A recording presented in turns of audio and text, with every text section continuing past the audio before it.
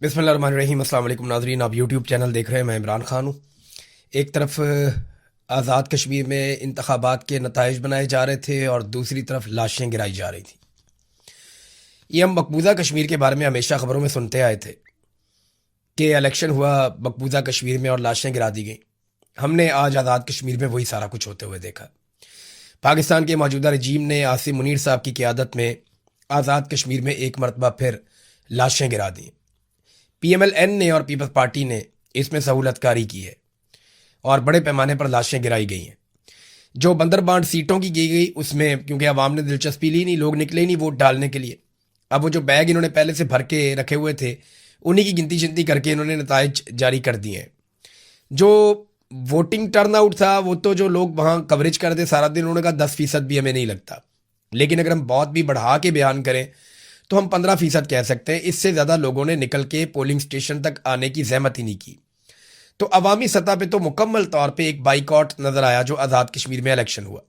लोगों ने उसमें दिलचस्पी नहीं ली। मिलिट्री एस्टेब्लिशमेंट का तैयार करदा इलेक्शन था और उन्होंने इसको 3 मराहिल में करने का फैसला किया। लोगों ने ज़रा भी दिलचस्पी नहीं दिखाई। नताइज के लिए जो सहाफ़ी जा रहे थे RO के दफातर में, या वो चाह रहे थे कि नताइज उनके सामने बने, उन सहाफ़ियों को जाने से रोक दिया गया और रुकावटें डाली गई। फिर उसके बाद अपनी मर्जी के नताइज बनाए गए। अब तक की इतला के मुताबिक नून लीग और पीपल्स पार्टी में सीटें बांटी गई हैं। कुछ 8 के करीब सीटें कह रहे हैं कि नून लीग को दे दी हैं, 7 या 8 अभी तक, और कुछ 4-5 पीपल्स पार्टी को दे दी हैं। एक आदि की जो है वो भी रह जाएगा, उसका भी आ जाएगा नतीजा तो पता चल जाएगा। बहरहाल ये इन्होंने आपस में बंदर बांट कर ली है। इसके बाद दूसरे मरले का इलेक्शन करवाएंगे। लेकिन जब यहाँ पे इलेक्शन हो रहा था तो वो जो एहतजाज करने वाले लोग मीरपुर से निकले काफिले लेकर, वो रावला कोट पहुंच गए और दरीक चौक से जब वो आगे की तरफ बढ़े और चनार चौक के नज़दीक पहुंचे तो उमर नज़ीर कश्मीरी साहब ने जो स्टेटमेंट जारी किया उसके मुताबिक वहां पे खौफनाक खून रेजी हुई है। कश्मीर को पाकिस्तान की शारक कहा जाता है और उस पर खुद ही छुरी चला रहे हैं और चलाने वाले भी कोई बाहर से नहीं आए, हमारी अपनी सिक्योरिटी फोर्सेज हैं। उमर नज़ीर कश्मीरी ने जो सबसे पहले इंफॉर्मेशन दी, उन्होंने बताया कि जी चनार चौक के नज़दीक इमारतों पर असलहा फिट किया गया था और हैवी मशीन गन्स फिट करने के बाद अवाम पे गोली चलाई गई। रेंजर्स ने गोली चलाई है जो उन्होंने बताया।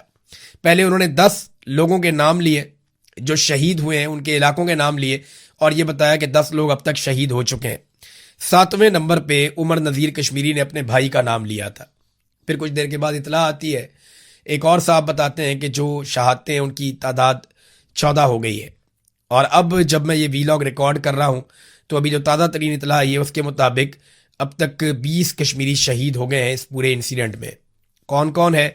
नईम बट हैं कोटली आज़ाद कश्मीर से, दूसरे शहीद उस्मान नज़ीर, तीसरे निसार अहमद, चौथे काशिफ याकूब, 5वें सरदार फिदा हुसैन, 6ठे मुजम्मल, 7वें बासित शाह, 8वें फ़हीम अफजल, 9वें कामरान मुश्ताक, 10वें जरगाम खलील, 11वें साकिब हनीफ और 12वें साकिब इसहाक, अरील असगर 13, 14 उस्मान गुल, 15 जफ़ीर पहलवान, 16 निसार शाहीन, 17 ख्वाजा इब्रार लतीफ़, कामरान हफीज़ और फैसल साबिर। तो इस तरह ये लोग, अली हुसैन, ये लोग शहीद हो गए हैं। 20 के करीब नाम अभी तक मेरे पास आए और ये आज़ाद कश्मीर से दोस्तों ने भिजवाए हैं। बहुत सारे लोग ज़ख्मी भी हुए हैं जो अस्पतालों में। एक अफसोसनाक बात यह है कि सिक्योरिटी फोर्सेज ने पहले इन लोगों पे बिला इश्तियाल फायरिंग की। इन लोगों के पास हथियार नहीं थे, ये निहत्ते जा रहे थे और ये बात उमर नज़ीर कश्मीरी ने खुद बताई भी कि हमने लोगों से दरख्वास्त की थी कि कोई भी हथियार लेकर नहीं जाएगा।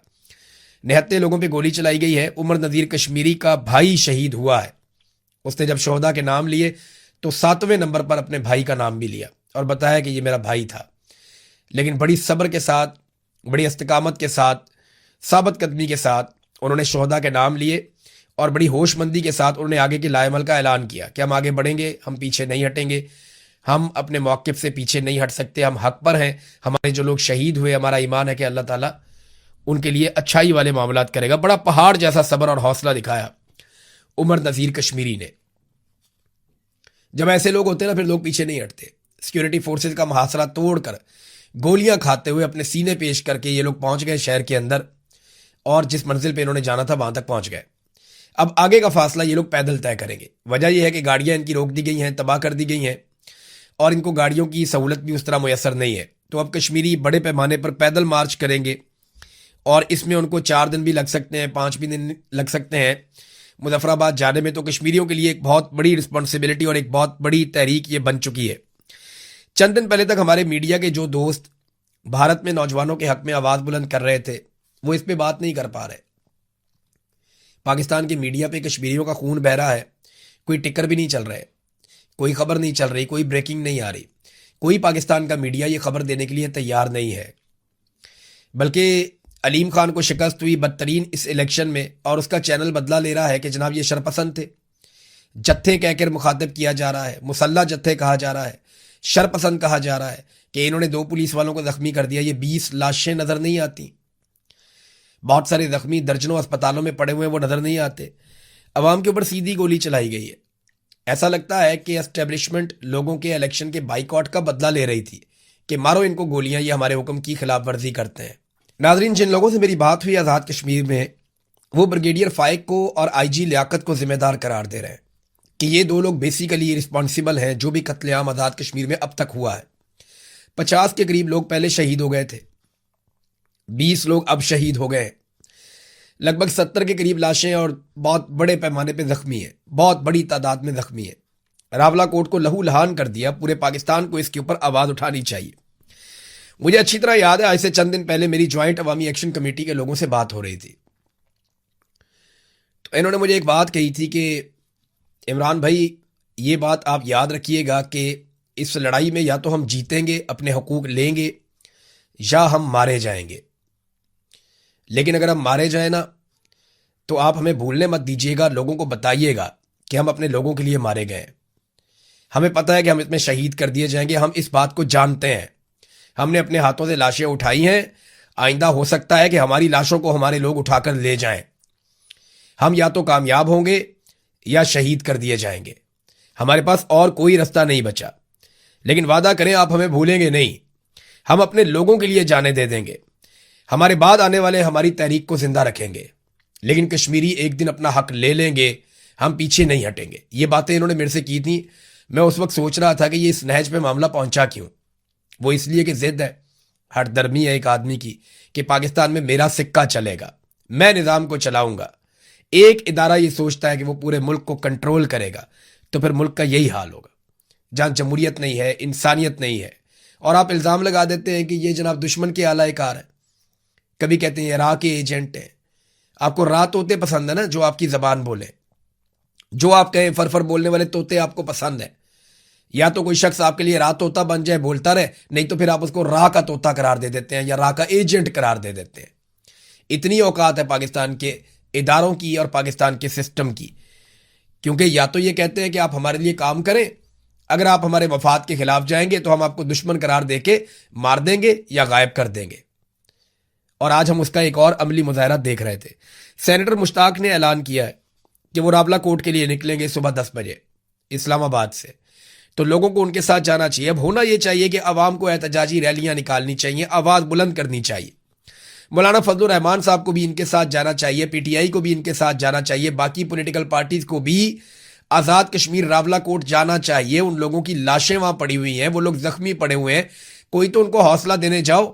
یہ بندوق والے تو پاگل ہو گئے، ان کو تو سمجھ ہی نہیں آ رہی. یہ تو ملک کا بیڑا غرق کر دیں گے. 71 میں بھی معاملہ ان کے ہاتھ میں آیا تو ملک ٹوٹ گیا تھا، آج پھر معاملہ ان کے ہاتھ میں ہے. سیاستدانوں کو آگے آنا پڑے گا، معاملہ اپنے ہاتھ میں لینا پڑے گا، ورنہ یہ لوگ ایک مرتبہ پھر ہمارے ساتھ بہت بڑا کھلواڑ کر جائیں گے. بندوق والوں کا دماغ کام نہیں کر رہا، تو جو سیاستدان ہیں، سویلینز ہیں، وہ آگے بڑھیں اور جا کر زخموں پہ مرہم رکھیں. یہ نمک پاشی کا وقت نہیں ہے. عوام کو احتجاجی ریلیاں کرنی چاہیے، تاجروں کو کھڑا ہونا چاہیے، ٹرانسپورٹرز کو کھڑا ہونا چاہیے، وکلا کو اس معاملے میں احتجاج کرنا چاہیے اپنی اپنی عدالتوں میں، طالب علموں کو باہر نکل کے آواز بلند کرنی چاہیے. اوورسیز پاکستانی بلکہ میرا ان سے رابطہ ہوا، وہ بہت بڑے پیمانے پر احتجاج پلان کر رہے ہیں. جیسے ماضی میں انہوں نے احتجاج کیا، وہ اس سے بھی بڑا احتجاج کرنے جا رہے ہیں. ان کا یہ کہنا ہے کہ وہ اپنے بھائیوں کو اس مشکل وقت میں اکیلا نہیں چھوڑیں گے. سوشل میڈیا پہ آپ ضرور آواز اٹھائیں، جتنی آواز اٹھا سکیں، تھوڑی اٹھائیں، زیادہ اٹھائیں، لیکن آپ سوشل میڈیا پہ بھرپور آواز اٹھائیں. زخمیوں کو اسپتالوں میں جا کر علاج نہیں کروانے دیا. وہ جو زخمی لوگ اسپتالوں میں جاتے تھے، اسپتالوں کے اوپر بھی قبضہ کیا ہوا تھا کہ لازمی بات ہے ان کو گولیاں لگیں گی، زخمی ہوں گے، یہ اسپتالوں میں آئیں گے.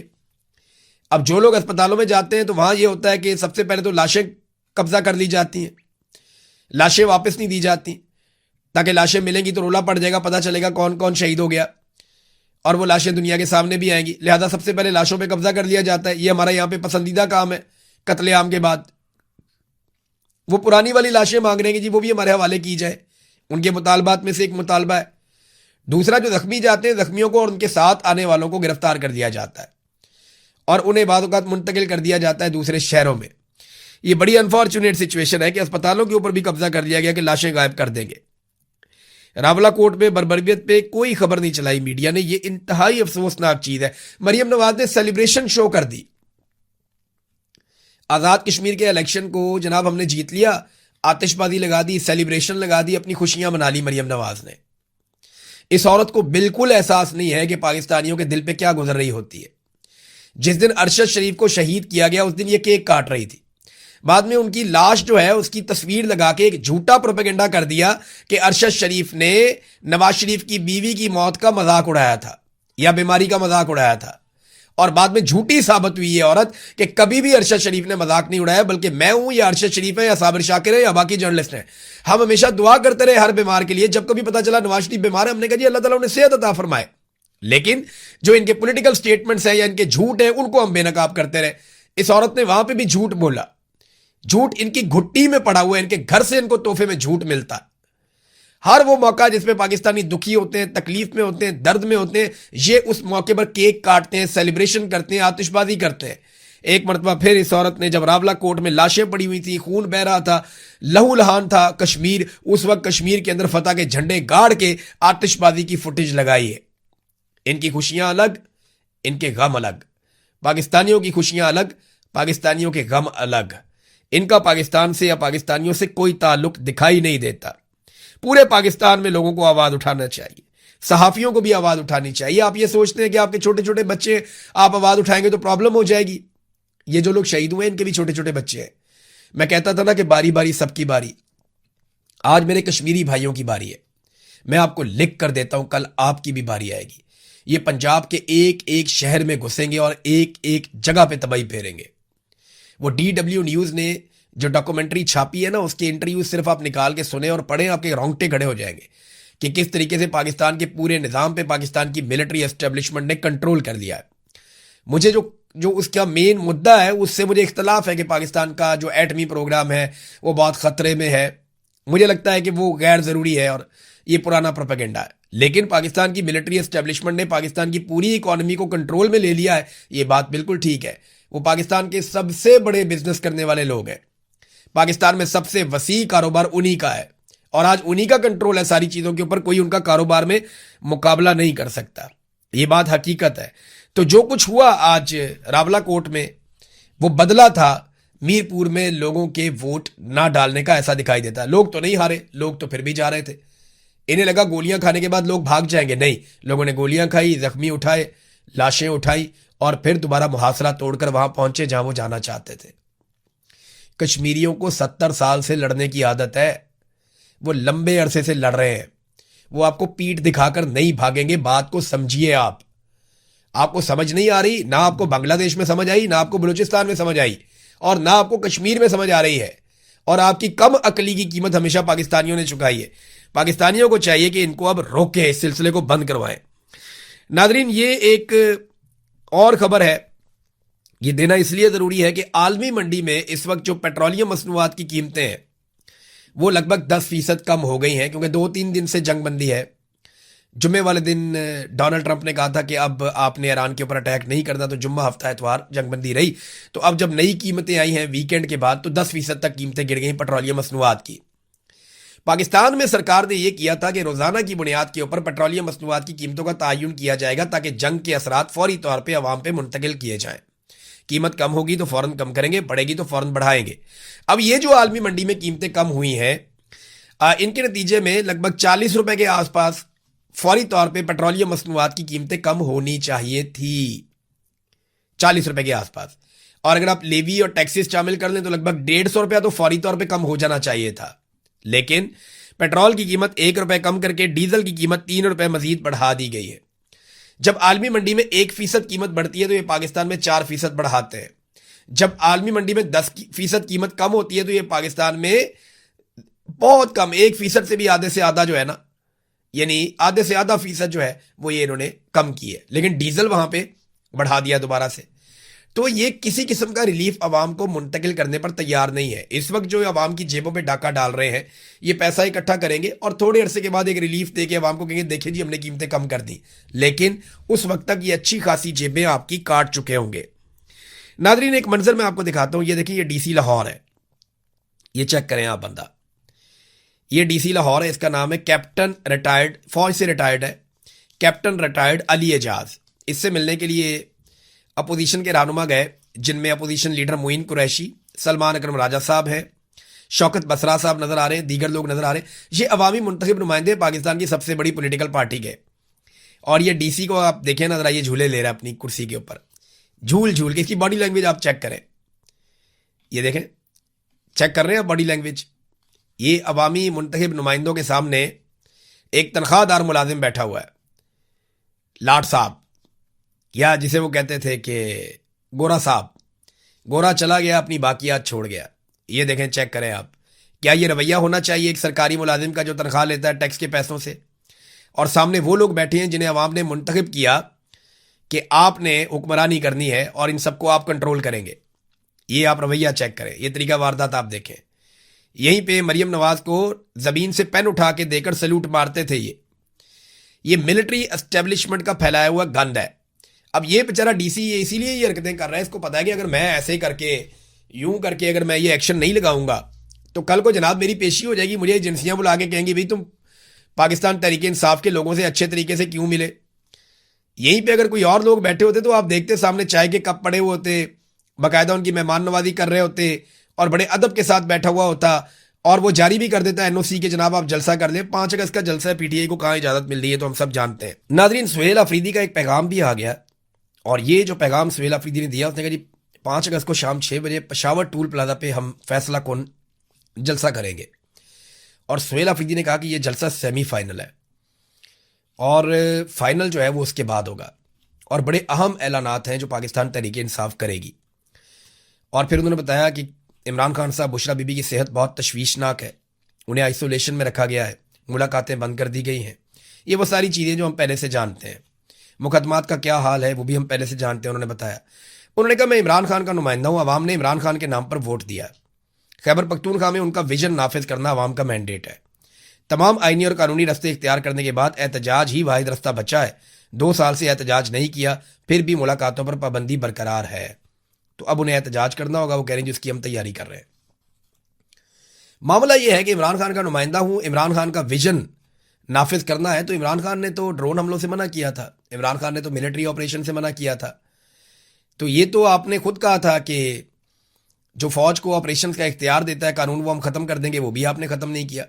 تو عمران خان نے جیسے حکمرانی کرنے کا کہا تھا ویسا بدقسمتی سے ان لوگوں نے کیا نہیں. بہرحال دیکھتے ہیں جلسے میں کیا اعلان کرتے ہیں اور اس کے بعد کس سمت میں آگے بڑھتے ہیں. اب تک کے لیے اتنا ہی. اپنا خیال رکھیے گا، اپنے اس چینل کا بھی. اللہ حافظ.